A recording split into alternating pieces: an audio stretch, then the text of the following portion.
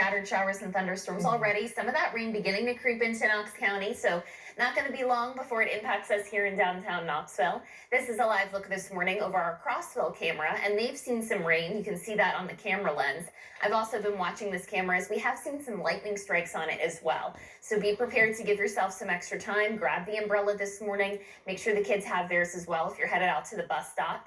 Looking at Storm Tracker 6 radar over the past hour, it has become more active. I've paused it here, and now you can see some heavier and steadier rain impacting portions of Anderson and Morgan counties. That's from a thunderstorm. Also dealing with some scattered showers from Madisonville down near Tellico Plains, and some of that rain, as I mentioned, starting to impact West Knox County. The bigger picture shows that we still have a fair amount of moisture to go. This is just the start of a soggy day. Look down to our south and west. That's where we're pulling that rain chance from. Scattered showers and thunderstorms on tap all day today, but there is the potential for us to see some widespread, consistent heavy rain this morning.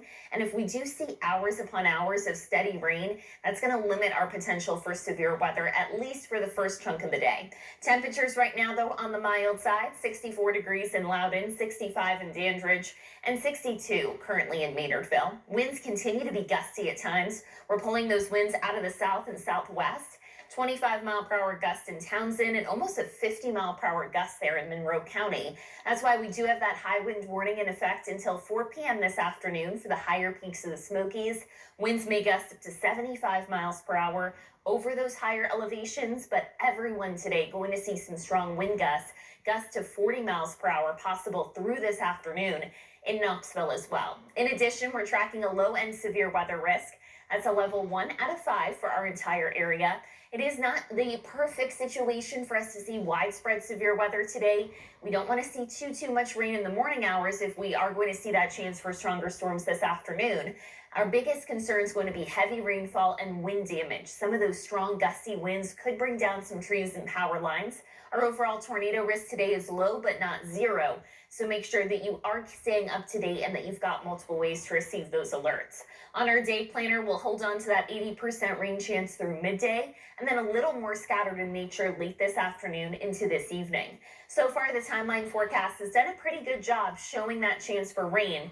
As we creep closer to about 8 a.m. this morning, now it's developing some steadier rain and a few rumbles of thunder over the southern valley. Watch as that rain becomes widespread and potentially heavy this morning by about 10:30. Again, hours upon hours of that consistent rain just not going to give us enough energy to see some severe storms this morning. So if we do see that, that means our chance for severe weather will be a narrow window this afternoon, especially for areas further to the east. If we see some breaks of sunshine, though, this morning, that means that we could start to notice a few stronger storms developing. 3 o'clock this afternoon, winds continue to be strong. By 5 p.m., we're still tracking some thunderstorms.